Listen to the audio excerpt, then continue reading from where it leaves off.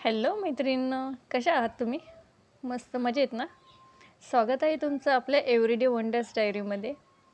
तर उन्हाळा खूप वाढला आहे, त्यामुळे ना किचनमध्ये जास्त वेळ थांबायची इच्छा होत नाही. तर म्हटलं पटकन होणारा, पौष्टिक ही आणि पोटही भरेल असा काहीतरी पदार्थ आज बनवूया. तर मी इथे ना अर्धी वाटी तुरीची डाळ घेतली आणि 1-2 चमचे त्याच्यामध्ये मुगाची डाळ घातली. धुवून घेतले स्वच्छ आणि त्याच्यामध्ये हळद, मीठ घालून कुकरला लावलेली आहे.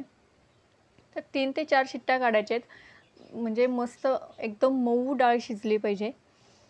आणि आता कुकर चालू आहे तिकडे, तोपर्यंत मी इथं कणिक मळून घेते.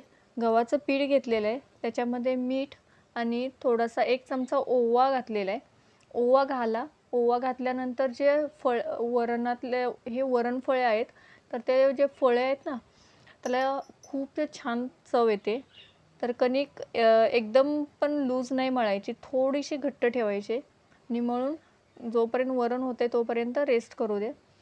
त्याच्यानंतर पातेल्यामध्ये तेल घातले, जिरे, मोहरी आणि लसणाची फोडणी द्यायची आणि थोडंसं 1 चमचा लाल तिखटही घालायचं त्याच्यामध्ये आणि नंतर शिजलेली डाळ त्याच्यामध्ये टाकायची आणि वरून गरम पाणी ॲड करायचं आहे. पाणी भरपूर टाकायचं आहे, थोडंसं पातळच ठेवायचं आहे वरण.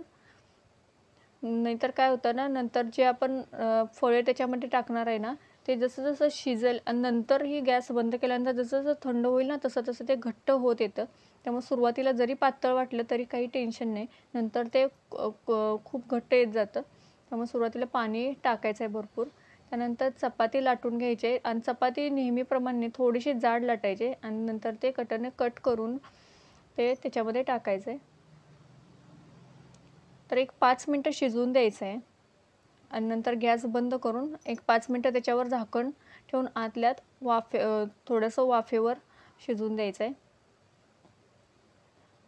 खूप छान लागते ही रेसिपी. याला वरणफळे म्हणतात आणि चकुल्याही म्हणतात.